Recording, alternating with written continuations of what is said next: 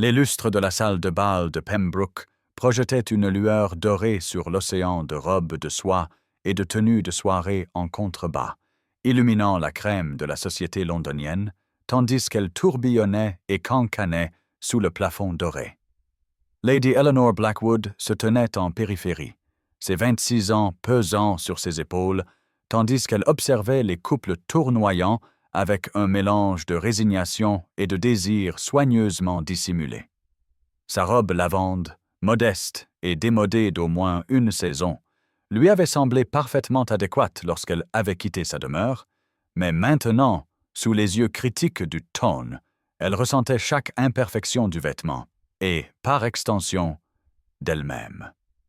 Eleanor possédait le genre de beauté qui nécessitait un second regard pour être appréciée. L'intelligence brillant dans ses yeux d'un brun profond, ses cheveux châtains simplement coiffés en comparaison des styles élaborés qui l'entouraient. Elle venait de rassembler le courage d'approcher un cercle de connaissances lorsque Lady Victoria Winfield, la beauté reconnue de 3 saisons, se tourna avec un sourire prédateur qui fit immédiatement vaciller Eleanor en plein pas. Certaines dames seraient mieux servies en restant avec leurs livres plutôt que de tenter de se joindre à la société, dit Lady Victoria, sa voix parfaitement calibrée pour porter jusqu'aux invités proches sans paraître être une attaque directe. Le groupe gloussa obligeamment, plusieurs jetant un coup d'œil à Eleanor avec des expressions allant de l'embarras à un amusement mal dissimulé. Eleanor sentit le sang lui monter aux joues alors que la pique atteignait sa cible avec une précision chirurgicale. Sa réputation de préférer les bibliothèques aux salles de bal était bien connue, tout comme le ressentiment de Lady Victoria envers les liens d'Eleanor avec plusieurs cercles littéraires influents qui avaient rejeté les tentatives plus superficielles d'engagement intellectuel de Victoria. Le pire n'était pas la moquerie elle-même, mais le grain de vérité qu'elle contenait. Eleanor se sentait en effet plus à l'aise parmi les livres que parmi les gens, ayant découvert très tôt que les volumes reliés en cuir jugeaient moins durement que ceux enserrés dans des corsets et des cravates. Elle resta figée un instant, la mortification parcourant ses veines comme de l'eau glacée. Pourtant, des années d'éducation soignée de sa mère aux bonnes manières lui permirent de maintenir une contenance extérieure qui démentait son trouble intérieur. Avec un léger hochement de tête qui accusait le coup sans concéder la défaite, Eleanor se détourna, le dos droit, les pas mesurés. Elle pouvait sentir le poids des regards suivre sa retraite, entendre les chuchotements qui commençaient déjà à circuler. Malgré son nom de famille respectable et sa fortune confortable, sinon vaste, Eleanor n'avait jamais vraiment maîtrisé l'art délicat d'appartenir à ces salons dorés où la lignée et la beauté contiennent plus que le contenu de l'esprit ou du caractère d'une personne. Alors qu'elle naviguait entre les groupes d'invités rieurs, attentive à garder une expression neutre malgré la brûlure derrière ses yeux, Eleanor réalisa que cet incident n'était que le point culminant d'une vie passée en marge à regarder de l'extérieur une société qui valorisait précisément les qualités qui lui manquaient et méprisait celles qu'elle possédait en abondance. Ce dont elle avait besoin maintenant, c'était d'une échappatoire, temporaire soit-elle, d'un endroit où elle pourrait reprendre son souffle et reconstruire son armure avant d'affronter à nouveau le champ de bataille étincelant, ou, peut-être plus honnêtement, un endroit où se cacher jusqu'à ce qu'elle puisse s'éclipser sans attirer davantage l'attention sur son humiliation. Et c'est le moment idéal pour vous abonner à notre chaîne. Chaque abonné nous rapproche du millier, ce qui nous aide à garder ces histoires vivantes et à continuer de vous les partager. Si vous avez apprécié cette vidéo, n'oubliez pas de l'aimer et de laisser un commentaire en nous disant d'où vous regardez. C'est toujours incroyable de voir jusqu'où ces récits voyagent à travers le monde. Continuons maintenant. Eleanor s'éclipsa de la salle de bal avec une discrétion consommée, naviguant dans les couloirs moins fréquentés de Pembroke House jusqu'à ce qu'elle se retrouve devant les lourdes portes en chêne qui promettaient un sanctuaire. Avec des doigts tremblants, elle tourna la poignée en laiton et pénétra dans la vaste bibliothèque, les sons du bal immédiatement étouffés, alors que la porte se refermait derrière elle. La pièce l'accueillit avec un confort familier, sombre et paisible, illuminé seulement par quelques lampes à huile qui projetaient de doux halos de lumière ambrés sur certaines parties de l'espace, laissant les coins et les alcôves dans une ombre apaisante. L'odeur l'enveloppa instantanément. Ce parfum distinctif de reliures en cuir, de papier vieillissant et de cire pour meubles qui avait toujours été pour elle un signal de sécurité depuis son enfance. Des étagères imposantes s'étendaient du sol au plafond, remplies d'innombrables volumes disposés dans un ordre méticuleux, leur dos créant une tapisserie de bordeaux, de vertes forêts et de bleu marine profond. Eleanor s'enfonça plus profondément dans la pièce, expirant complètement pour ce qui lui sembla être la première fois de la soirée, ses doigts se tendant instinctivement pour caresser le dos des livres à son passage. Le cuir frais sous ses doigts la ramena à la réalité, lui rappelant qui elle était vraiment au-delà de la créature sociale inadéquate que Lady Victoria avait si facilement exposée. Mieux vaut être jugée pour son absence que pour sa présence, pensa-t-elle, un sourire mélancolique effleurant ses lèvres, alors qu'elle s'autorisait l'honnêteté de cet aveu. Ici, entourée par la sagesse et l'imagination accumulée d'innombrables esprits à travers les siècles, les petites cruautés d'une salle de bal semblaient presque risiblement insignifiantes. Eleanor erra vers une banquette de fenêtres isolée, partiellement cachée derrière une haute étagère de textes historiques, un endroit qui resterait invisible de l'entrée si quelqu'un d'autre cherchait une échappatoire temporaire aux festivités.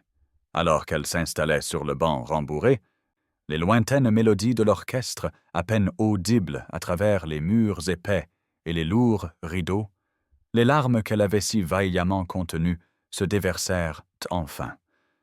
Elles tombèrent en silence, sans l'indignité des sanglots, simple libération d'une tension accumulée alors que ses épaules se détendaient progressivement de leur posture défensive. Dans ce moment d'intimité, Eleanor reconnut la vérité qu'elle avait passé des années à essayer de se conformer à une société qui, fondamentalement, la comprenait mal et dévalorisait sa nature essentielle. Les livres ne l'avaient jamais trouvée déficiente, n'avaient jamais cruellement rejeté ses contributions ou moqué ses préférences. Ils offraient leur sagesse librement, sans jugement, révélant leurs secrets à quiconque était assez patient pour les chercher, sans distinction de beauté ou de statut social. Elle tira un mouchoir de sa manche et tamponna ses yeux, respirant profondément pour se ressaisir. La bibliothèque se dressait comme un contrepoint parfait à la salle de bal qu'elle avait fuie, calme là où cet espace était frénétique, substantiel là où il était superficiel, accueillante là où il était exclusif. Eleanor savait qu'elle devrait éventuellement y retourner, ne serait-ce que pour maintenir les apparences, mais pour l'instant, elle s'accordait ce moment de restauration parmi les compagnons silencieux qui l'avaient soutenue à travers d'innombrables déceptions. Elle se leva et se dirigea vers une section particulièrement attrayante d'étagères, déterminée à passer au moins un quart d'heure en compagnie digne d'intérêt avant d'affronter le reste de la soirée. La lune était sortie de derrière les nuages, envoyant des flots de lumière argentée à travers les hautes fenêtres pour illuminer les titres devant elle, et Eleanor sentit son moral remonter alors qu'elle contemplait quel volume pourrait le mieux la fortifier pour le retour à la guerre sociale. La lueur ambrée d'une lampe illumina soudain le coin sombre où Eleanor avait cherché refuge, la faisant sursauter violemment, le livre qu'elle examinait tombant de ses mains sur l'épais tapis en contrebas. Échappant aussi à l'ennui, Lady Eleanor demanda une voix grave depuis les ombres, son timbre riche remplissant l'espace entre eux d'une intimité inattendue. Eleanor se pressa instinctivement contre la bibliothèque, son cœur battant follement, alors qu'une grande silhouette émergeait de l'obscurité, au-delà de la lumière de la lampe. Elle le reconnut instantanément, Bien qu'il n'ait jamais été formellement présenté, le tristement célèbre duc de Thornfield, Sebastian Blackthorne. Sa réputation le précédait comme un front d'orage, chuchoté dans les salons de Londres avec un mélange de peur et de fascination. À 35 ans, il commandait l'attention non par une beauté conventionnelle, mais par la pure force de sa présence, ses larges épaules et sa taille considérable rendant soudain le coin spacieux de la bibliothèque exiguë. Mais c'était ses yeux qui la captivaient vraiment. Un gris pénétrant qui semblait trancher à travers les faux semblants et les artifices avec une précision chirurgicale. Eleanor sentit ses yeux maintenant observer ses joues tachées de larmes et sa posture défensive, évaluant et cataloguant avec une minutie troublante.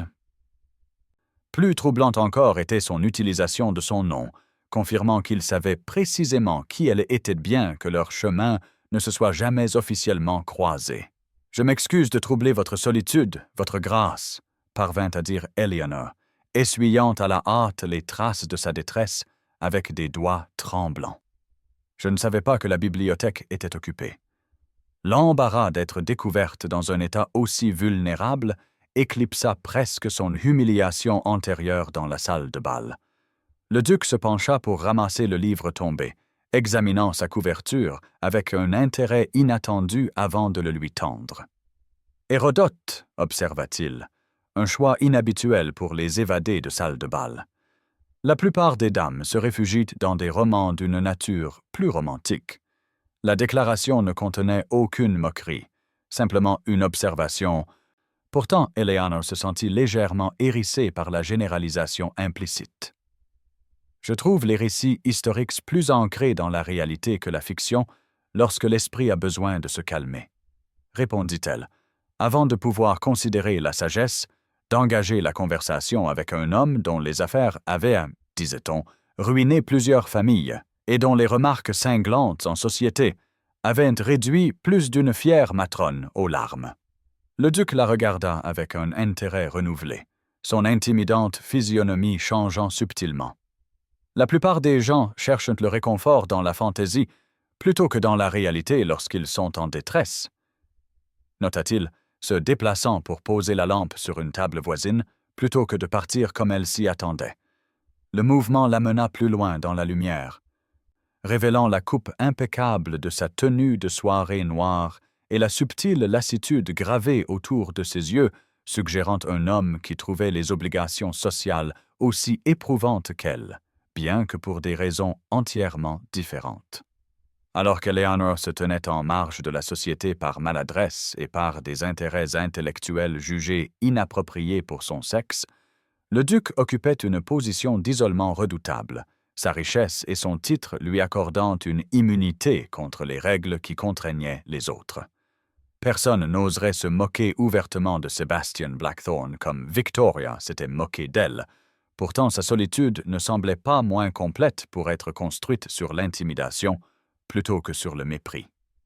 La prise de conscience qu'ils étaient tous deux, à leur manière, des étrangers au monde scintillant au-delà des portes de la bibliothèque, créa un courant inattendu de compréhension entre eux, ténu mais indubitable dans l'espace silencieux qu'ils partageaient maintenant.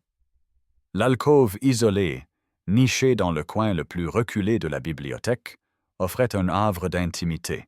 2 fauteuils club en cuir positionnés de chaque côté d'une petite table en acajou, comme spécifiquement conçue pour une conversation intime plutôt que pour la lecture solitaire.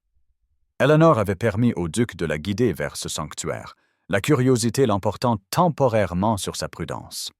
Alors qu'ils s'installaient dans les fauteuils, le cuir souple craquant doucement sous leur poids, ses yeux furent immédiatement attirés par le mince volume posé sur la table entre eux. Elle ne put réprimer un petit hoquet de reconnaissance, son intérêt académique éclipsant momentanément son inconfort social. Est-ce là? Les concepts fondamentaux de la métaphysique de Heidegger. Votre grâce? Demanda-t-elle, se penchant légèrement en avant pour mieux voir le texte allemand en relief sur la reliure en cuir. Peu de gens reconnaissent la valeur de Heidegger, commenta le duc, son ton reflétant une surprise sincère, alors qu'il la regardait avec un intérêt accru. Sa grande main reposait possessivement sur le livre, de longs doigts étalés sur sa couverture, dans un geste qui frappa Eleanor comme étant à la fois protecteur et appréciateur. « Moins nombreux encore sont ceux qui le comprennent, » répondit-elle sans réfléchir, puis se demanda aussitôt si elle n'avait pas outrepassé ses droits en impliquant sa propre compréhension d'une œuvre philosophique aussi complexe. On attendait des femmes qu'elles discutent de poésie ou peut-être des classiques plus légers, pas de métaphysique allemande. Les sourcils du duc se haussèrent imperceptiblement, et Eleanor vit son évaluation d'elle changer visiblement, ses yeux gris pénétrants étudiant son visage avec une attention nouvelle. « Vous connaissez donc son œuvre » affirma-t-il plutôt qu'il ne le demanda, se tournant légèrement dans son fauteuil pour lui faire face plus directement. « Je cherche cette traduction particulière depuis des mois, » admet Eleanor, son excitation intellectuelle l'emportant momentanément sur sa réserve habituelle. Les libraires de Londres prétendent qu'elle ne sera pas disponible en Angleterre avant au moins une autre année. Le duc hocha la tête, une lueur d'approbation traversant ses traits austères. « Je l'ai fait venir directement de Berlin, » expliqua-t-il, sa voix grave s'adoucissant légèrement, alors qu'ils entraient dans le territoire partagé d'un véritable intérêt intellectuel. Son concept d'ennui profond comme une humeur fondamentale révélant le vide derrière les conventions sociales semble particulièrement pertinent en certaines compagnies, ajouta-t-il, avec ce qu'Eleanor réalisa soudain être une référence subtile au bal même qu'ils avaient tous deux fui. L'observation lui arracha un rire sincère, rapidement étouffé derrière sa main, mais pas avant que le duc ne l'ait enregistré avec une satisfaction évidente. Leur conversation coula avec une facilité surprenante après ce premier contact, passant de Heidegger à la philosophie allemande plus large, puis aux différences entre les traditions philosophiques continentales et britanniques.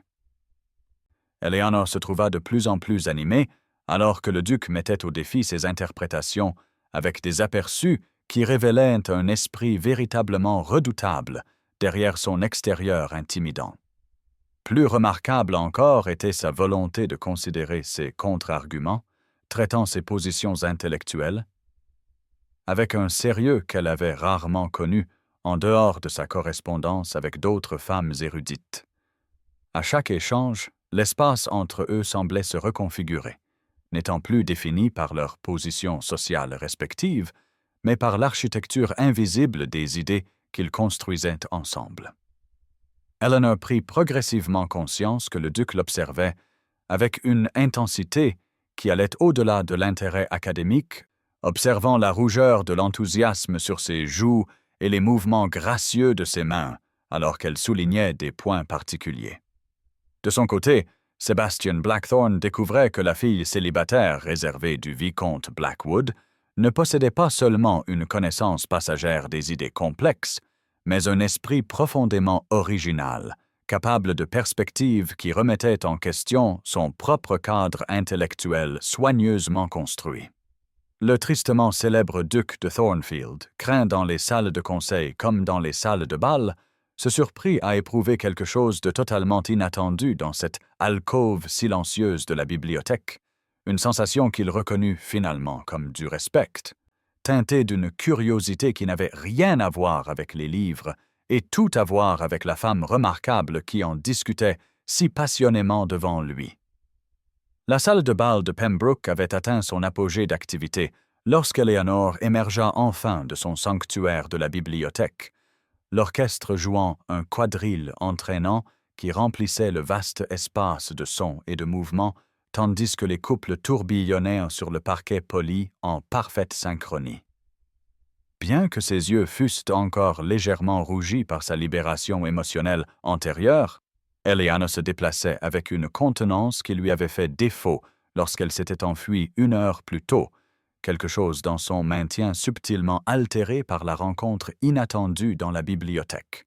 Les chuchotements suivaient toujours sa progression à travers la pièce, les commentaires acerbes de Lady Victoria ayant largement circulé pendant son absence, mais il semblait la toucher moins profondément maintenant, comme si la conversation avec le duc avait formé une barrière invisible entre Eleanor et les cruautés désinvoltes de la société.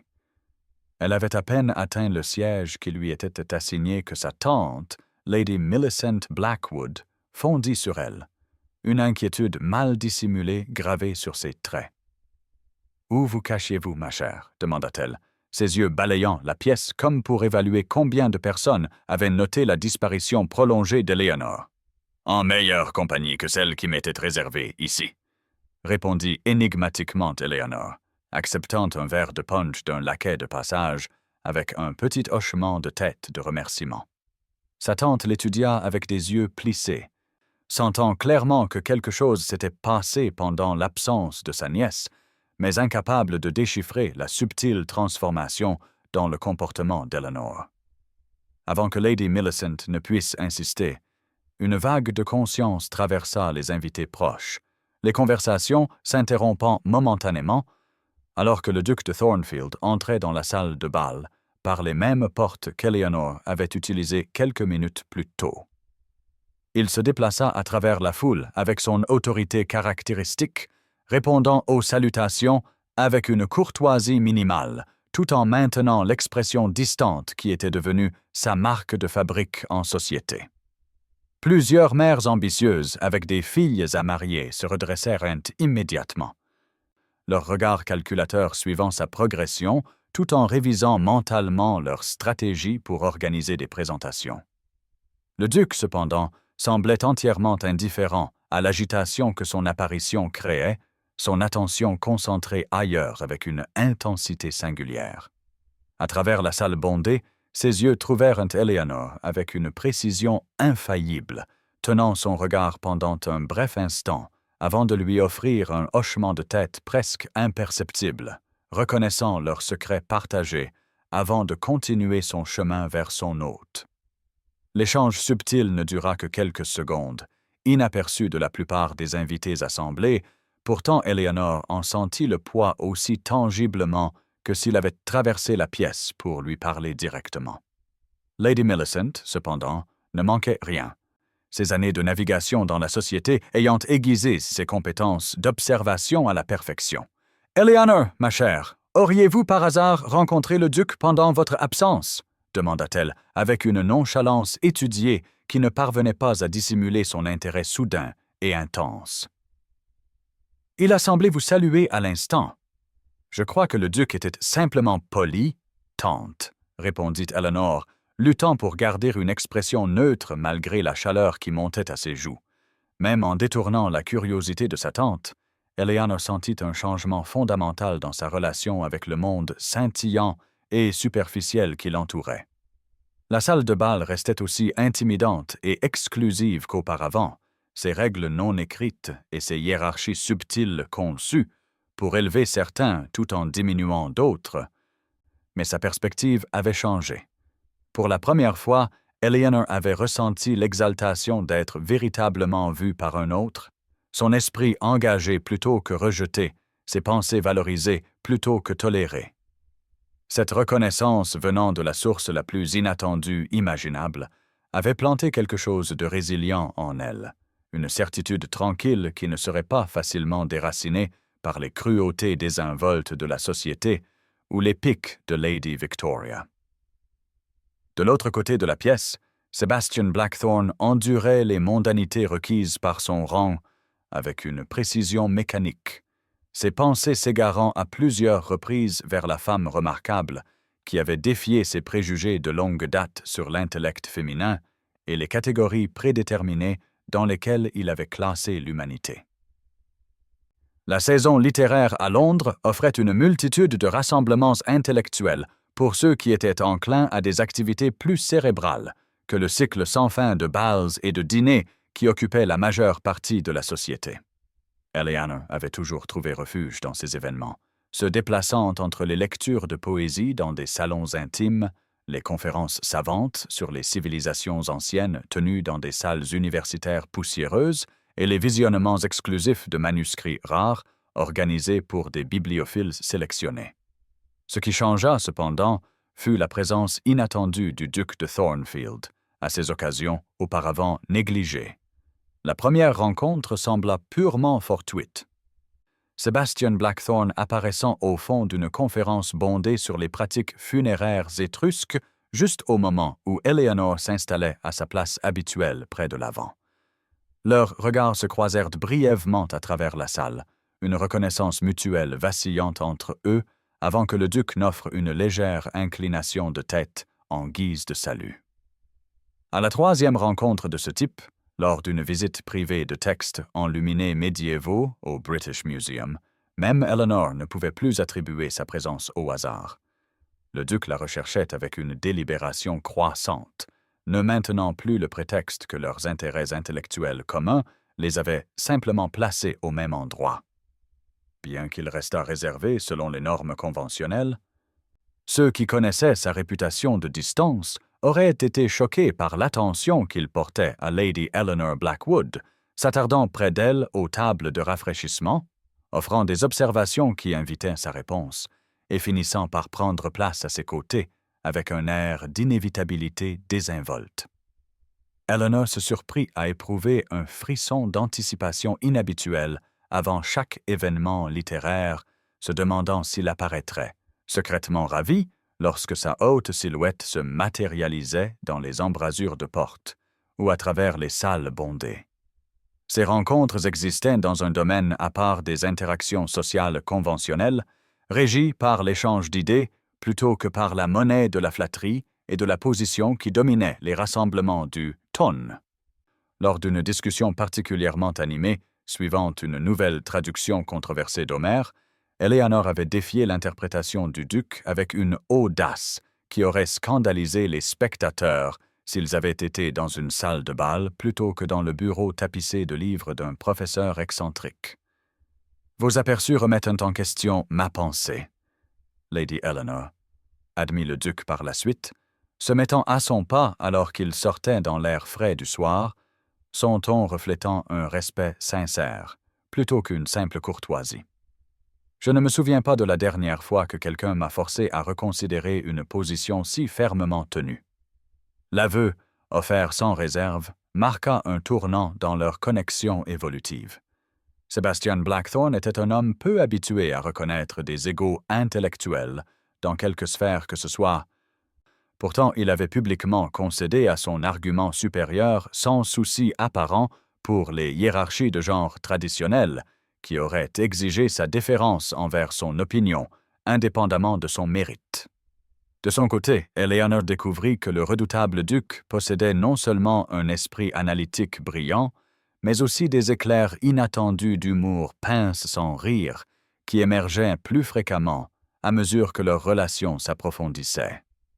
Ses observations sur la suffisance de certains érudits ou les arguments circulaires présentés dans des textes populaires la prenaient au dépourvu, lui arrachant des rires surpris qui lui valaient des regards curieux des autres personnes à proximité.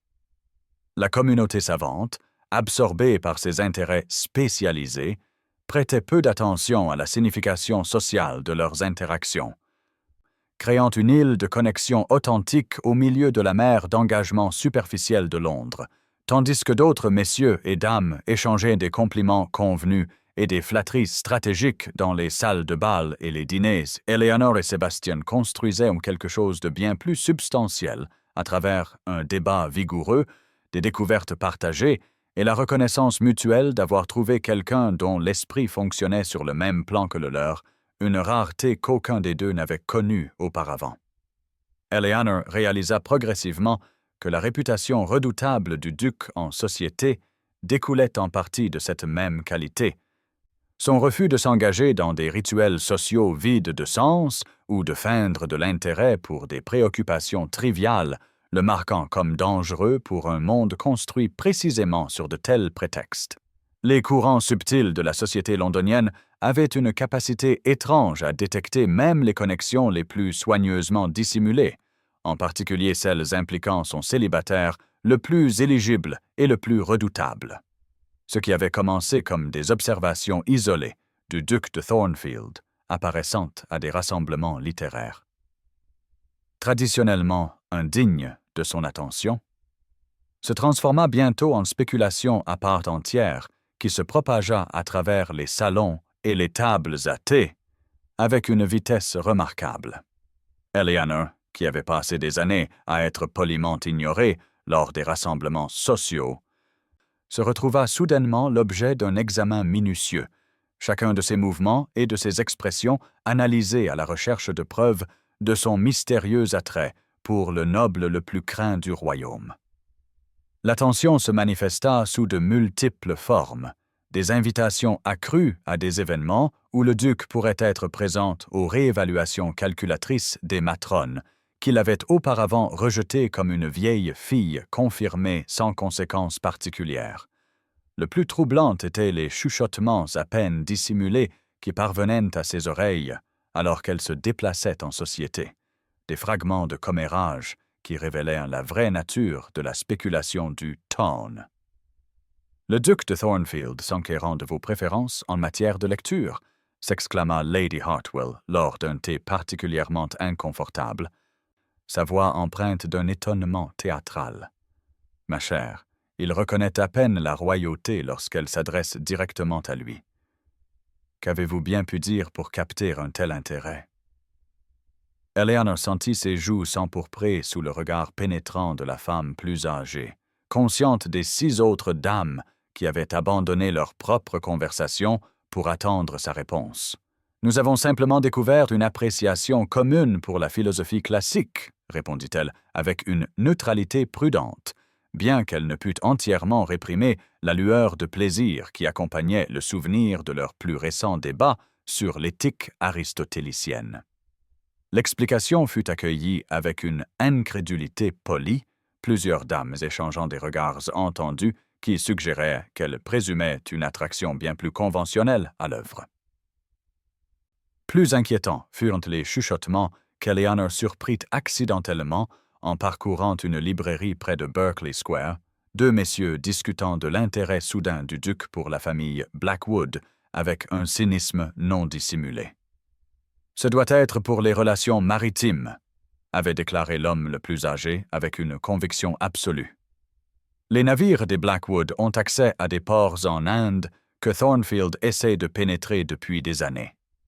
Il y a toujours une raison stratégique derrière ces attentions, croyez-moi. Eleanor s'était figée derrière une haute étagère, le livre entre ses mains momentanément oublié, alors que le doute s'insinuait dans son esprit comme un brouillard insidieux. Les intérêts maritimes de son père, bien que peu étendus, incluaient en effet de précieuses routes commerciales indiennes que de nombreux marchands anglais convoitaient. La suggestion que sa connexion intellectuelle avec Sébastien puisse n'être qu'une manœuvre commerciale calculée lui fit l'effet d'un coup physique, sapant la fragile fondation de respect mutuel qu'elle croyait qu'ils étaient en train de construire. Pourtant, même si ces voies extérieures tentaient de recadrer leurs relations selon les équations sociales conventionnelles, Eleanor ne pouvait concilier de tels motifs calculateurs avec l'engagement sincère dont elle avait été témoin dans les expressions du duc lors de leurs débats les plus animés, ou les rares moments où sa garde baissait suffisamment pour révéler des éclairs de vulnérabilité sous son extérieur redoutable. La tension extérieure croissante créa un paysage émotionnel complexe pour Eleanor, l'inconfort d'être projetée sous un feu des projecteurs qu'elle n'avait jamais cherché, se mêlant au plaisir tranquille de la connexion qui avait suscité un tel intérêt. Alors que la spéculation s'intensifiait à chaque apparition publique ensemble, Eleanor se retrouva dans la position inhabituelle de devoir défendre ses propres perceptions contre la réinterprétation déterminée de son expérience par la société, introduisant les premières graines de doute dans ce qui avait été, jusqu'alors, une rencontre d'esprits compatibles rafraîchissante et simple. Thornfield House se dressait, imposante, sur le fond verdoyant de la campagne du Surrey, ses anciens murs de pierre grise s'élevant majestueusement de terrains méticuleusement entretenus. Le siège ancestral des Blackthorn depuis plus de 4 siècles. Bien qu'Eleanor ait visité de nombreuses grandes demeures au cours de ses années en société, elle se sentit inhabituellement nerveuse alors que leur voiture approchait de la grande allée, sa tante Lady Millicent s'agitant à côté d'elle, avec une excitation non dissimulée, à l'idée de recevoir une invitation si convoitée. Le duc les accueillit personnellement à l'entrée, une entorse au protocole, qui fit sourciller Lady Millicent, mais plus immensément à Eleanor, suggérant une impatience qui correspondait à sa propre anticipation soigneusement cachée. Alors que la visite obligatoire des salles de réception se déroulait avec une courtoisie formelle, Eleanor sentit l'impatience croissante de Sebastian. Une tension subtile dans son maintien qui ne se relâcha que lorsqu'il annonça finalement son intention de montrer à Lady Eleanor sa bibliothèque privée, offrant à Lady Millicent la compagnie de sa sœur pour des rafraîchissements dans le salon. Dès que les portes de la bibliothèque se refermèrent derrière eux, Eleanor eut un hoquet audible, submergé par la magnificence pure de l'espace qui s'offrait à elle. Contrairement aux bibliothèques formelles et esthétiquement conçues de la plupart des demeures nobles, souvent arrangées plus pour l'apparence que pour l'usage, la bibliothèque de Thornfield était clairement un sanctuaire de connaissances vivant et respirant. 3 étages de livres s'étendaient vers un plafond peint, reliés par des escaliers en colimaçon en fer forgé et des échelles coulissantes, tandis que de confortables coins de lecture étaient nichés entre des vitrines en acajou. La lumière du soleil entrait à flots par de hautes fenêtres, illuminant des alcôves privées remplies de cartes et de manuscrits étalés sur des tables de lecture, comme si le propriétaire venait de s'absenter un instant. Mon père a constitué cette collection, mais peu l'ont jamais apprécié comme vous le faites, confessa le duc, sa voix grave inhabituellement douce, alors qu'il regardait Eleanor se déplacer avec révérence parmi les étagères, ses doigts planant juste au-dessus des dos en cuir sans les toucher. Un geste de respect qu'il reconnut et approuva immédiatement. C'est ici que je passe le plus clair de mon temps, quand je suis à Thornfield, loin des exigences des affaires et de la société. Eleanor hocha la tête en parfaite compréhension, momentanément sans voix, alors qu'elle absorbait l'extraordinaire privilège d'être admise dans ce sanctuaire intérieur. Alors que Sébastien la guidait plus profondément dans la collection, lui montrant des volumes de plus en plus rares, Eleanor remarqua quelque chose qui la fit s'arrêter net, lui coupant le souffle. « Le système de classification » murmura-t-elle, s'approchant pour examiner les petites étiquettes apposées sur chaque étagère. Ce n'est pas le système Dewey Standard. C'est une adaptation d'un système que j'ai moi-même développé, expliqua le duc en l'observant attentivement. Je trouvais les méthodes traditionnelles inadéquates pour les œuvres interdisciplinaires. Eleanor se tourna pour lui faire face, son expression un mélange de confusion et de réalisation naissante. Mais cet arrangement spécifique, reliant les écoles philosophiques à leurs contextes historiques, plutôt que de séparer les disciplines, commença-t-elle avec hésitation. Je l'ai proposé dans un article publié dans le Journal of Library Science l'année dernière sous le pseudonyme E.B. Harwick. Le duc la regarda droit dans les yeux, sans confirmer ni infirmer. Au lieu de cela, il la conduisit à un petit bureau niché dans l'alcôve d'une fenêtre, où elle découvrit des copies de toutes ses œuvres publiées, y compris celles écrites sous divers pseudonymes, soigneusement annotées d'une écriture masculine précise. La révélation laissa Eleanor momentanément sans voix, les implications la submergeant par vagues de compréhension. Sebastian Blackthorne, le tristement célèbre duc craint dans les affaires et la société, avait non seulement lu mais étudié ses contributions savantes, les avait suffisamment valorisées pour mettre en œuvre ses idées, et avait reconnu son intellect bien avant leur première rencontre. La profondeur de cette connexion, bâtie sur un respect intellectuel authentique plutôt que sur un simple intérêt social ou romantique, créa entre eux un lien si profond qu'Eleanor se sentit momentanément étourdie par sa signification. Dans ce sanctuaire privé, entouré par le savoir accumulé qui les avait tous deux façonnés, Eleanor entrevit pour la première fois le véritable homme sous l'extérieur redoutable, un érudit solitaire qui avait reconnu en elle une âme sœur digne de sa confiance et de sa vulnérabilité.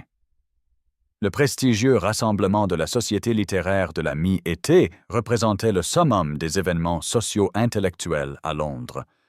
Ses traditions sacrées et son adhésion exclusive comprenant des érudits, des auteurs et des aristocrates, dotés de véritables références académiques, plutôt que de simples prétentions à la mode. Eleanor assistait à ces réunions trimestrielles depuis des années, trouvant une rare acceptation au sein de cette communauté où les idées avaient plus de valeur que les titres ou la beauté. Cette soirée particulière avait commencé agréablement.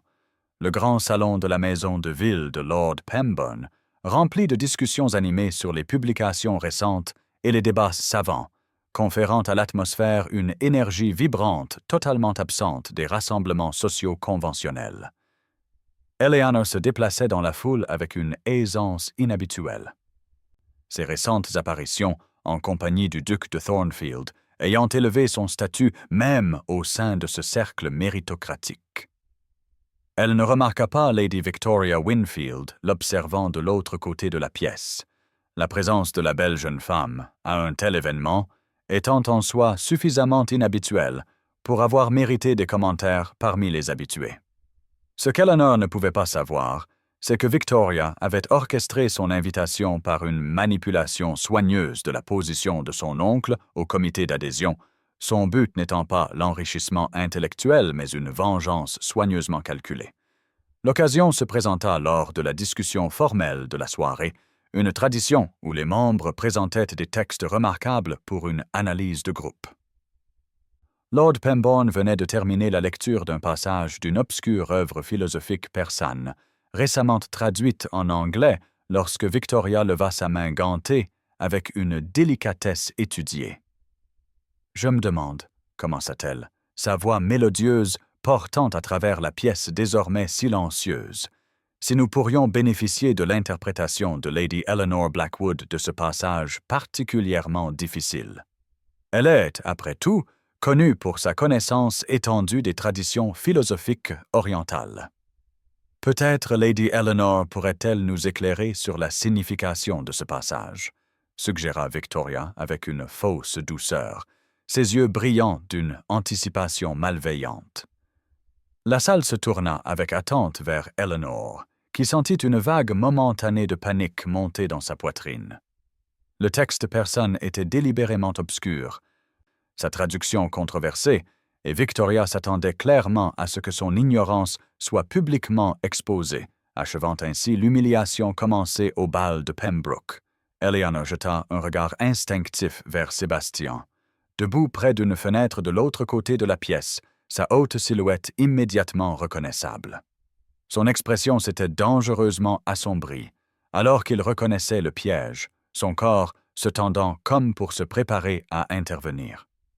Mais alors que leurs regards se croisèrent brièvement à travers le salon bondé, Eleanor sentit un calme inattendu remplacer sa peur initiale. Le duc lui avait montré cette même traduction dans sa bibliothèque quelques jours auparavant, leur discussion sur ces passages controversés ayant occupé tout un après-midi. Prenant une profonde inspiration, Eleanor se leva gracieusement et commença à parler, sa voix devenant de plus en plus forte alors qu'elle abordait les complexités du texte, comparant la nouvelle traduction avec des interprétations antérieures et reliant ses arguments centraux aux traditions philosophiques occidentales et orientales. Son analyse complète laissa la salle dans un silence impressionné. Plusieurs érudits chevronnés, hochant la tête, avec appréciation, devant des aperçus qu'ils n'avaient eux-mêmes pas envisagés. Quand elle eut terminé, des applaudissements éclatèrent spontanément, tandis que Lady Victoria restait rigide de fureur, son stratagème ayant spectaculairement échoué. De sa position de l'autre côté de la pièce, Sébastien observait avec une admiration non dissimulée. Quelque chose de féroce et de protecteur dans son regard qui transcendait la simple approbation intellectuelle. Alors que la discussion formelle se concluait et que les membres se divisaient en petits groupes de conversation, Eleanor se retrouva entourée d'une appréciation sincère, des érudits sollicitant ses opinions sur des textes connexes. La satisfaction de ce triomphe fut complète lorsqu'elle entrevit Victoria s'éclipser tôt, l'humiliation soigneusement construite s'étant transformée en un moment de triomphe savant qui cimenterait définitivement la réputation d'Eleanor dans les cercles intellectuels. Le silence stupéfait qui suivit l'analyse complète d'Eleanor du texte persane s'était à peine dissipé que le duc de Thornfield s'avança de sa position près de la fenêtre, sa présence imposante attirant instantanément tous les regards dans la pièce. Avant que Lady Victoria ne puisse se ressaisir pour tenter d'autres méfaits, Sébastien parla d'une voix qui portait sans effort à travers le salon, son ton mesuré démentant la fureur froide évidente dans son expression. Lady Victoria, commença-t-il, s'adressant directement à elle plutôt qu'à l'Assemblée, une entorse au protocole qui soulignait la nature personnelle de son intervention. Puisque vous vous intéressez tant aux traditions philosophiques orientales, peut-être pourriez-vous partager avec nous votre interprétation des thèmes comparatifs dans les approches confucéennes et taoïstes de la gouvernance. Le défi, lancé avec une précision mortelle, exposa le piège que Victoria avait tenté de tendre. Son expression momentanée de panique confirma ce que tout le monde comprenait maintenant.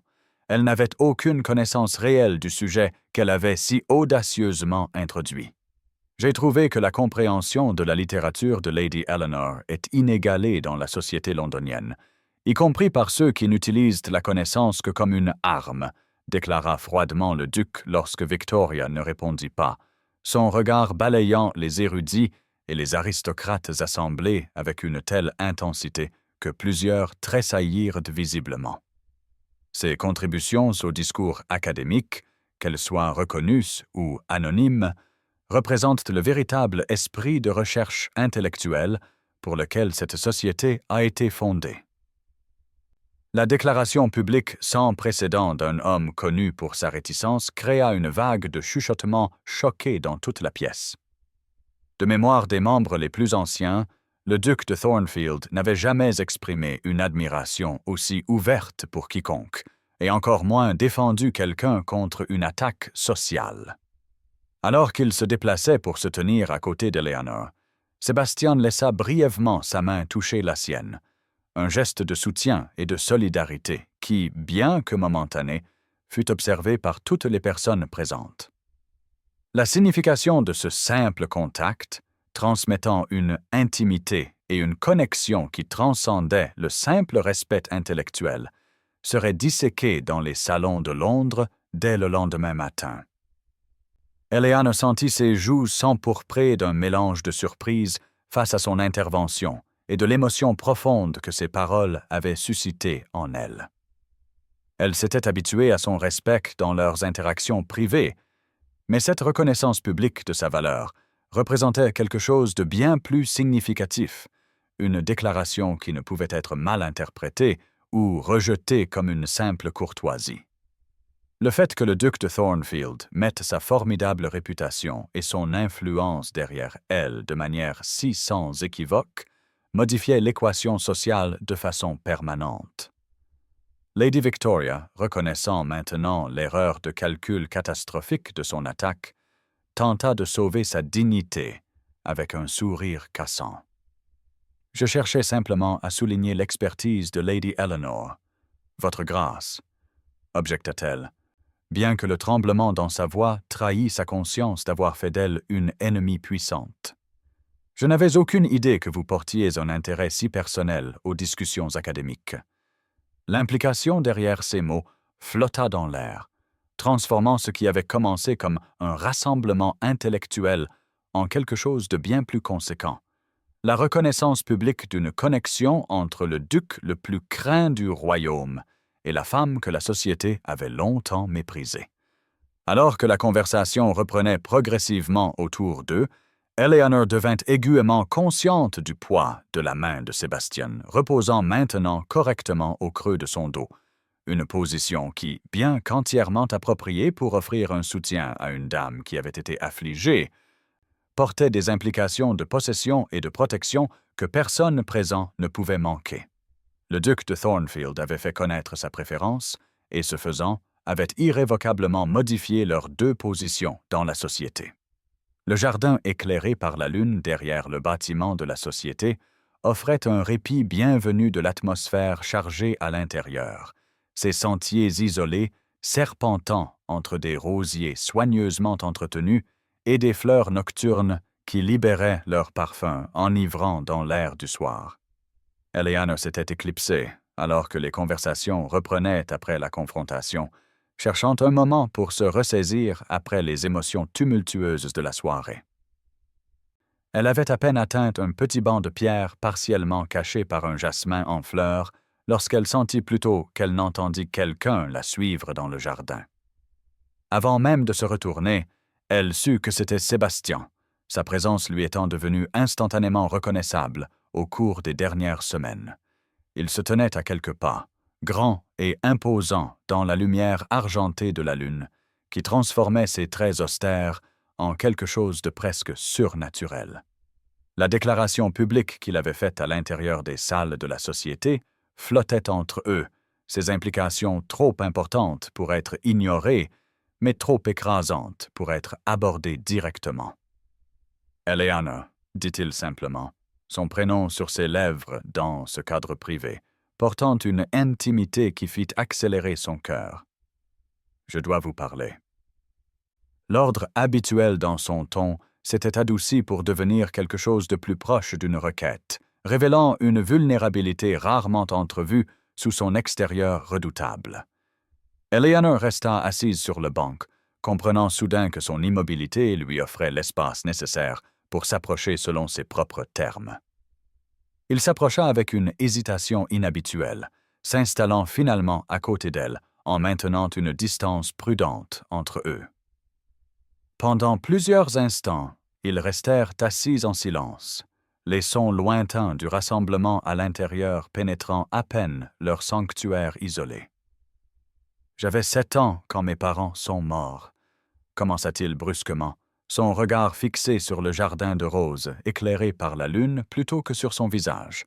La fièvre les a emportés tous les deux en quelques jours. Mon grand-père était duc à l'époque, un homme froid qui considérait les enfants comme des nuisances à façonner plutôt qu'à élever. Eleanor écouta sans l'interrompre, comprenant instinctivement que ce partage sans précédent d'histoire personnelle représentait une confiance plus profonde que toute déclaration publique ne pourrait jamais le faire. « Les livres sont devenus mon refuge, » continua Sébastien, sa voix prenant une qualité qu'elle n'avait jamais entendue auparavant, dépouillée de sa résonance autoritaire habituelle. La bibliothèque de Thornfield était le seul endroit où mon grand-père entrait rarement. Je pouvais disparaître pendant des heures parmi ses étagères, trouvant des compagnons dans les personnages et du réconfort dans le monde ordonné de la connaissance, alors que tout le reste semblait chaotique et solitaire. La confession de la vulnérabilité de son enfance par un homme que la société considérait comme invulnérable toucha profondément Eleanor, créant des liens entre sa redoutable personnalité d'adulte et l'enfant isolé qui l'avait précédé. « J'ai craint et j'ai été crainte toute ma vie, Eleanor, » dit finalement Sébastien, se tournant pour lui faire face directement, ses yeux gris reflétant la lumière de la lune avec une clarté inattendue. « Jusqu'à ce que vous voyiez au-delà de cela, l'homme derrière le titre. » L'émotion brute dans sa voix fit tomber les dernières barrières entre eux, révélant que sous le tristement célèbre duc de Thornfield existait simplement Sébastien, un homme dont l'isolement reflétait le sien à bien des égards, bien que né de circonstances différentes. Là où Eleanor avait été méprisée et ignorée, Sébastien avait été crainte et incompris, les deux expériences créant des âmes qui avaient appris à chercher la connexion à travers les idées plutôt que par les liens sociaux conventionnels. Eleanor se surprit à chercher sa main avant de pouvoir considérer la convenance d'un tel geste, ses doigts s'entrelaçant avec les siens dans une compréhension muette d'une expérience partagée. « Mes parents n'ont jamais compris ma préférence pour les livres plutôt que pour les bals », offrit-elle en retour, sa propre confession créant un équilibre entre eux. Mes sœurs n'étaient que beauté et charme, tandis que j'étais toute en question et en argumente. Au bout d'un moment, il m'a semblé plus facile de me réfugier dans l'érudition que de décevoir sans cesse des attentes que je ne pourrais jamais satisfaire. La vulnérabilité qu'ils échangèrent dans ce jardin éclairé par la lune transcendait la simple attraction romantique, créant entre eux une reconnaissance d'âmes sœurs qui avaient trouvé l'un en l'autre l'acceptation qu'ils avaient cherché toute leur vie, lui par l'intimidation et elle par la retraite intellectuelle. Le sentier du jardin les amena à un carrefour littéral où plusieurs allées convergeaient autour d'une petite fontaine, son doux clapotis créant une mélodie apaisante dans l'air nocturne. Sébastien se leva du banc, entraînant Eleanor à ses côtés, tout en maintenant doucement sa main. La lumière de la lune illuminait ses traits aristocratiques d'une douceur inhabituelle, révélant des nuances d'expression généralement dissimulées par sa réserve soigneusement entretenue. « Eleanor, commença-t-il, sa voix grave et résonnante dans le jardin silencieux, j'ai existé plutôt que vécu pendant la majeure partie de ma vie d'adulte, me déplaçant dans le monde en tant que duc de Thornfield, un titre plutôt qu'un homme. Quand je vous ai rencontré dans cette bibliothèque, quelque chose s'est réveillé en moi que j'avais oublié, la possibilité d'une véritable connexion avec un autre être humain. Sa franchise était caractéristique de son approche de toutes les questions, mais Eleanor décela une vulnérabilité sous-jacente qui rendait ce moment entièrement différent de ses négociations commerciales confiantes ou de ses déclarations sociales autoritaires. « Je ne suis pas un homme porté sur les déclarations romantiques ou les sentiments fleuris, » continua-t-il. « Mais je découvre que je ne peux imaginer retourner à mon existence solitaire maintenant que j'ai découvert ce que signifie être véritablement compris. Me ferez-vous l'honneur de devenir ma femme, Eleanor, non pas pour mon titre ou ma fortune, mais pour la possibilité de construire une vie ensemble fondée sur le respect mutuel et la compréhension. » La proposition, faite avec la franchise typique de Sebastian Blackthorne, contenait néanmoins des profondeurs émotionnelles qui démentaient sa réputation de froideur. Eleanor se sentit momentanément submergée, son cœur reconnaissant la justesse de leur connexion, même si son esprit soulevait des objections pratiques nées d'années de conditionnement social. « Vous pourriez avoir n'importe quelle femme en Angleterre, Sébastien, » dit-elle doucement, donnant voix au doute qui persistait depuis que la société avait remarqué leur association pour la première fois. Pourquoi choisir quelqu'un qui a été banni des salles de bal, quelqu'un jugé trop banal, trop intellectuel, trop peu conventionnel pour être vraiment désirable? La question n'était pas de la minauderie ou de la fausse modestie, mais une crainte sincère qu'il puisse un jour regretter d'avoir choisi quelqu'un que la société considérait comme si totalement quelconque. Sébastien s'approcha, sa main libre s'élevant pour toucher doucement sa joue dans un geste si tendre qu'il faillit la défaire. « J'ai observé les femmes que la société juge désirables toute ma vie, Eleanor, » répondit-il, sa voix rauque d'émotion. « De belles créatures accomplies, entraînées depuis leur naissance à refléter le statut d'un homme plutôt qu'à défier son esprit ou toucher son âme. Quand je suis avec vous, je ne suis ni craint ni flatté, mais simplement compris. Vous me voyez, non pas le duc, non pas la fortune, non pas le pouvoir, mais l'homme sous tous ses apparats, le garçon solitaire qui a trouvé le réconfort dans les livres, l'adulte qui a construit des murs pour protéger ce qui restait de son cœur. » Eleanor remarqua avec surprise que sa main tremblait légèrement contre sa joue, cette petite trahison de nervosité de la part d'un homme réputé pour son sang-froid inébranlable, l'affectant plus profondément que n'importe quel grand geste romantique n'aurait pu le faire. Le duc de Thornfield, craint dans les négociations commerciales à travers les continents, était vulnérable devant elle, attendant sa réponse avec une incertitude qui révélait à quel point sa réponse comptait pour lui. La prise de conscience que cet homme redoutable avait déposé son cœur soigneusement gardé entre ses mains créa une vague de tendresse protectrice en Eleanor, même si le doute continuait de murmurer qu'elle pourrait ne pas être suffisante pour le satisfaire dans les années à venir, que ses intérêts savants et son apparence démodée pourraient finir par décevoir un homme habitué à commander le meilleur de tout. La bibliothèque de Pembroke avait été transformée au-delà de toute reconnaissance au moment où Eleanor arriva en réponse à la mystérieuse invitation du duc. Ce qui avait été autrefois un sanctuaire de solitude feutrée brillait maintenant de la lumière d'une centaine de bougies placées stratégiquement dans le vaste espace, leur illumination dorée plongeant la pièce dans une ambiance chaleureuse et intime, entièrement différente du refuge sombre qu'elle avait cherché des semaines plus tôt. Eleanor se tint, figée, dans l'embrasure de la porte, momentanément incapable de comprendre la scène qui se déroulait devant elle.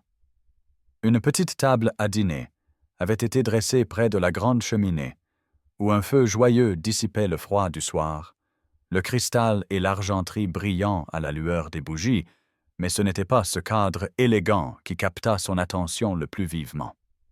Autour de la pièce, exposée sur des présentoirs spécialement construits, se trouvaient des dizaines d'éditions originales d'œuvres qu'elle avait mentionnées admirer lors de leur conversation, des volumes si rares qu'elle n'avait lu que des articles à leur sujet dans des revues savantes. Des in-folios de Shakespeare, des textes médiévaux enluminés, des premières impressions de traités philosophiques grecs, chacun positionné pour être admiré, chacun représentant un morceau de son parcours intellectuel que Sébastien avait noté et dont il s'était souvenu.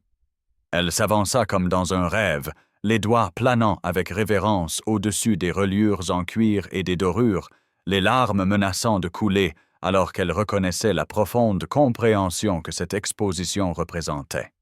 Sébastien sortit de derrière une haute étagère, observant sa réaction avec une incertitude inhabituelle, évidente dans son maintien habituellement confiant. Il avait abandonné sa tenue de soirée formelle pour un manteau sombre plus simple qui le faisait paraître plus accessible, plus l'érudit que le duc intimidante.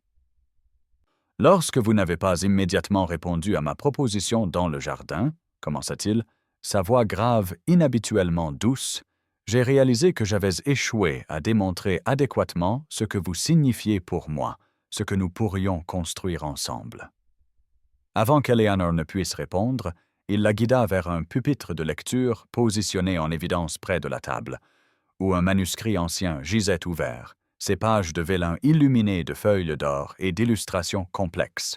Elle le reconnut instantanément, un texte philosophique du XIIe siècle, discutant de la nature du véritable partenariat, de la découverte de son égal en esprit et en âme. Le passage spécifique exposé avait été soigneusement choisi, parlant de connexions qui transcendent les considérations mondaines pour forger des liens entre des âmes sœurs. « Vous vous êtes cachée ici dans la honte, Eleanor, » dit Sébastien, sa main trouvant la sienne alors qu'il se tenait devant le manuscrit. « Je veux que ce soit ici que vous choisissiez de construire un avenir, où le souvenir de l'humiliation est remplacé par la fondation de quelque chose de bien plus significatif. » La transformation délibérée de l'espace où elle s'était réfugiée en détresse en une célébration de ses passions intellectuelles frappa Eleanor avec une force écrasante. Chaque volume, chaque détail soigneusement arrangé ne reflétait pas seulement la richesse ou l'influence de Sébastien, mais sa profonde compréhension de ce qui comptait vraiment pour elle, de ce qui lui apportait joie et sens.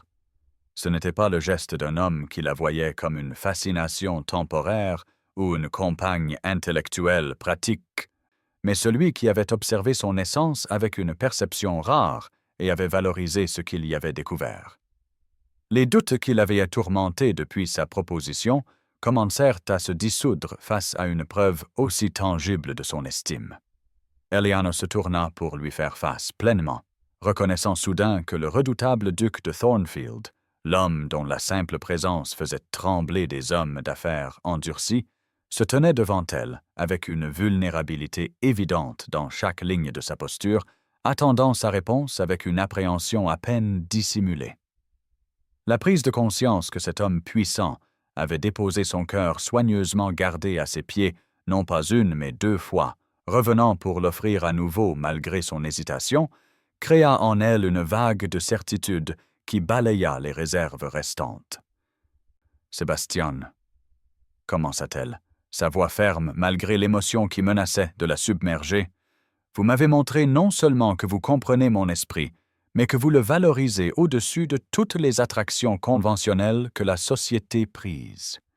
Je serais honoré de construire un avenir avec vous, non pas comme la duchesse de Thornfield, mais comme votre partenaire en esprit et en âme. » La nouvelle des fiançailles de Lady Eleanor Blackwood avec le duc de Thornfield se répandit dans la société londonienne avec une rapidité sans précédent, créant des vagues de choc et d'incrédulité qui se manifestèrent dans d'innombrables salons, dîners et visites matinales à travers les quartiers à la mode. Ce qui avait commencé comme une spéculation curieuse sur une connexion intellectuelle improbable se transforma du jour au lendemain en scandale de la saison, une promesse de mariage confirmée entre le célibataire le plus éligible du royaume et une femme que la société avait depuis longtemps reléguée aux marges de la pertinence. Les premières réactions allèrent de l'incrédulité ouverte à la dérision à peine voilée, plusieurs hôtesses notables allant jusqu'à suggérer que le duc devait avoir souffert d'une sorte de folie passagère ou être tombé victime d'une obsession inexplicable qui passerait sûrement avant que les arrangements de mariage ne puissent être finalisés. Pourtant, ces prédictions furent solidement réfutées par la première apparition publique du couple après l'annonce, lors de la soirée musicale de la comtesse de Weston, où Sébastien et Eleanor arrivèrent ensemble sans fanfare ni excuse, leur dignité tranquille face à une curiosité à peine dissimulée établissant le ton qui caractériserait leur approche du jugement de la société.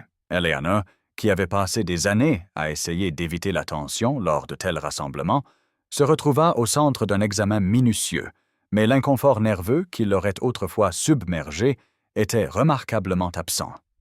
À sa place résidait une confiance nouvelle née non pas de l'arrogance, mais de la profonde certitude qu'elle était véritablement valorisée pour précisément ces qualités que la société avait précédemment méprisées. Sébastien, pour sa part, maintint sa réserve caractéristique, mais les observateurs attentifs notèrent des changements subtils mais significatifs dans son comportement. Une attention protectrice envers Eleanor et des moments occasionnels où son expression s'adoucissait en la regardant interagir avec les autres, trahissant une connexion émotionnelle totalement en contradiction avec sa réputation redoutable. Le tournant dans la perception de la société eut lieu lors de la garden party annuelle de Lady Hartwell, lorsque Lady Victoria, encore blessée par son humiliation publique au rassemblement de la société littéraire, s'approcha du couple avec un sourire qui n'atteignait pas ses yeux froids. « Quelle union inattendue, votre grâce !» remarqua-t-elle avec une douceur empoisonnée, s'adressant à Sébastien, tout en ignorant ostensiblement Eleanor. « La société reste positivement déconcertée par votre choix. » Ce fut Eleanor qui répondit, sa voix calme et assurée d'une manière qui surprit même ceux qui la connaissaient depuis des années. Les choses vraiment précieuses dans la vie sont souvent négligées par ceux qui ne cherchent que ce qui brille, Lady Victoria, observa-t-elle avec un sang-froid parfait. Quelle chance que sa grâce possède une vision plus discernante que la plupart. La dignité tranquille de sa réponse, ni apologétique ni conflictuelle, fit taire Victoria plus efficacement que n'importe quelle réplique colérique n'aurait pu le faire. Plus importante encore, elle établit Eleanor comme quelqu'un qui ne ferait ni étalage de sa position élevée, ni ne s'excuserait de l'occuper, une posture qui gagna progressivement le respect réticent même des observateurs les plus sceptiques. Au fil des semaines, et alors que le couple continuait d'apparaître ensemble à des événements soigneusement sélectionnés, la société entama l'inévitable processus d'ajustement, leur choc initial cédant la place à l'acceptation et finalement à un nouveau récit qui reclassa leur connexion comme un triomphe romantique de la substance sur la superficialité. Le duc de Thornfield, dont le comportement froid avait autrefois poussé les matrones à protéger leur fille de son regard critique, vit sa réputation adoucie par sa dévotion évidente à Eleanor, la transformation du célibataire redoutable en fiancé attentif fournissant un nouveau sujet de conversation pour les salons de tout Londres. Pour Eleanor et Sebastian, ces ajustements externes importaient bien moins que la certitude privée qu'ils partageaient. La connaissance qu'en se trouvant l'un l'autre, ils avaient découvert quelque chose de bien plus précieux que l'approbation sociale, une connexion fondée sur une compréhension authentique plutôt que sur la monnaie éphémère de la beauté, de la jeunesse ou du charme à la mode.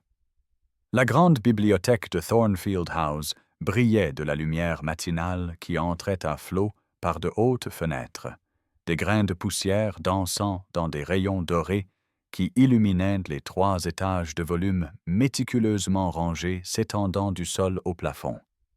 L'espace avait évolué au cours de l'année, écoulée sous la direction d'Eleanor, conservant sa grandeur savante tout en devenant plus accessible, plus vibrant de vie intellectuelle que jamais auparavant. Sebastian et Eleanor travaillaient en bonne entente à une immense table en chêne positionnée près des fenêtres orientales, leurs têtes penchées ensemble sur une collection de rares manuscrits astronomiques récemment acquis d'un érudit italien vieillissant. La duchesse de Thornfield, comme la société la reconnaissait désormais, s'était installée dans son rôle avec une dignité naturelle qui transforma à la fois la position et les perceptions de la femme qui la détenait, sa réputation savante s'étendant maintenant bien au-delà des cercles limités qui avaient auparavant reconnu ses contributions. Elle avait poursuivi ses activités intellectuelles avec le plein soutien de son mari, son travail le plus récent sur les philosophies religieuses comparées, étant exposé en évidence près de l'entrée de la bibliothèque, publié sous son propre nom plutôt que sous les pseudonymes que la nécessité avait autrefois exigés. Sébastien lui passa un autre volume, leurs doigts se touchant brièvement dans une intimité désinvolte qui envoyait encore une chaleur agréable à travers Eleanor. Même après des mois de mariage, ils travaillaient dans le silence confortable de 2 personnes dont la connexion ne nécessitait aucune affirmation verbale constante, chacun anticipant les besoins ou les pensées de l'autre avec une synchronie remarquable née d'une passion partagée et d'une compréhension authentique. Le contentement qui rayonnait entre eux avait progressivement adouci la réputation redoutable du duc dans la société en général, bien qu'il ait maintenu son comportement formidable dans les affaires, cette transformation étant réservée principalement au monde privé que lui et Eleanor avaient construit ensemble. Qui aurait cru qu'être banni d'une salle de bal me mènerait à trouver mon véritable foyer? Songea Eleanor à voix haute, faisant une pause pour regarder autour d'elle l'espace magnifique qui était devenu le cœur de leur vie commune, non seulement un lieu physique, mais l'incarnation de leur partenariat intellectuel. Sébastien leva les yeux du manuscrit devant lui, ses yeux gris se réchauffant en rencontrant les siens, ses traits austères se détendant en un sourire qu'il lui réservait exclusivement. « Je devrais peut-être envoyer à Lady Victoria un mot de gratitude, » suggéra-t-il sèchement, bien que son expression redevîne sérieuse alors qu'il prenait la main d'Eleanor. « Nous avons tous 2 passé trop d'années dans l'isolement. Nous croyant compris uniquement par les compagnons silencieux sur ces étagères. » La vérité de cette observation toucha profondément Eleanor, lui rappelant leur parcours parallèle de la solitude à la connexion.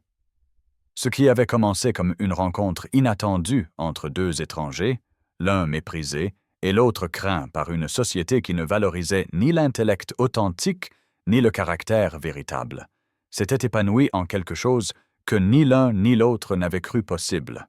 Un partenariat fondé sur le respect mutuel, qui s'était approfondi en un amour profond.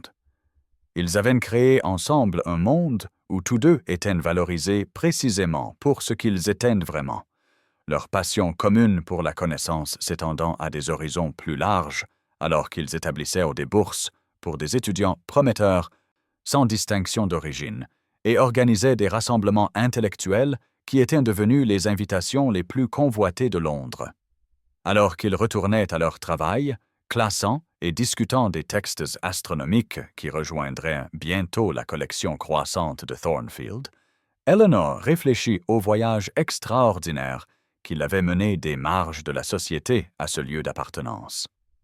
Le chemin avait commencé par l'humiliation, par le bannissement d'une salle de bal où elle n'avait jamais vraiment eu sa place, pour la conduire à une bibliothèque où elle avait trouvé non seulement un refuge, mais une reconnaissance, non seulement une stimulation intellectuelle, mais le plus rare des trésors, un cœur qui correspondait au sien en esprit et en âme.